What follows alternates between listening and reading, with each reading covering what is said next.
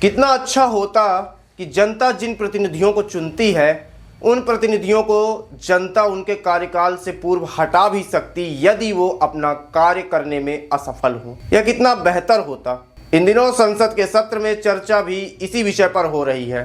तो आज राजनीतिक हलचल के इस कार्यक्रम में चर्चा संसद के सत्र की, जिसमें यह मुद्दा उठाया गया। नमस्कार, आप देख रहे हैं राजनीतिक हलचल। मैं हूं आशुतोष द्विवेदी। आम आदमी पार्टी के राज्यसभा सांसद राघव चड्ढा ने बुधवार को सदन में राइट टू रिकॉल RTR का मुद्दा उठाया।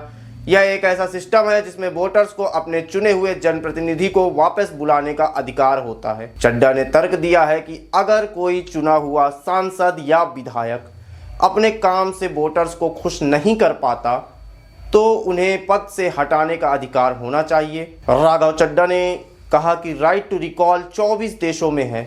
उन्होंने कहा कि राजस्थान और कर्नाटक जैसे कुछ भारतीय राज्यों की पंचायत लेवल में भी यह सिस्टम है जिसमें वोटर्स जनप्रतिनिधियों को वापस बुला सकते हैं अगर उनका काम ठीक नहीं होता है तो राइट टू रिकॉल आया तो क्या होगा। अब समझते इस विषय में है कि यदि राइट टू रिकॉल आ गया तो क्या होगा।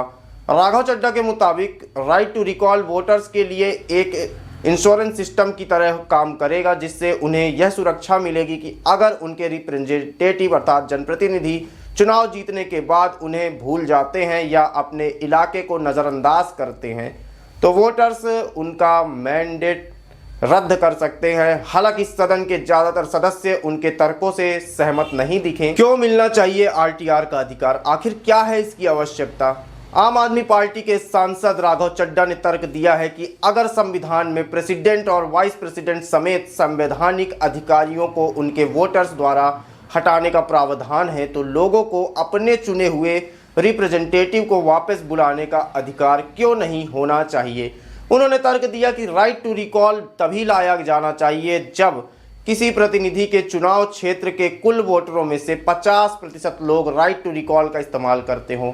यानी संसद के सत्र में बुधवार को राघव चड्ढा ने बड़ी अहम विषय पर चर्चा उठाई कि यदि किसी विधानसभा या संसदीय क्षेत्र के 50% से ज़्यादा लोग अपने जनप्रतिनिधि के कार्यों से नाखुश हैं और वह राइट टू रिकॉल का उपयोग करते हैं, यदि ये लागू होता है तो उस जनप्रतिनिधि को उसके कार्यवर्षों से पहले वापस बुला लिया जाएगा।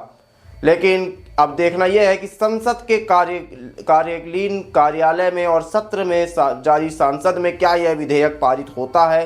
क्या राघव चड्ढा जो आम आदमी पार्टी के सांसद है, लोकसभा के भी सांसद है, वो अपने इस विषयों पर काम खड़े उतरते हैं। और फिलहाल अपनी राय आप भी कमेंट में बताइए और ऐसे ही तमाम राजनीतिक हलचलों को देखने के लिए देखते रहें राजनीतिक हलचल।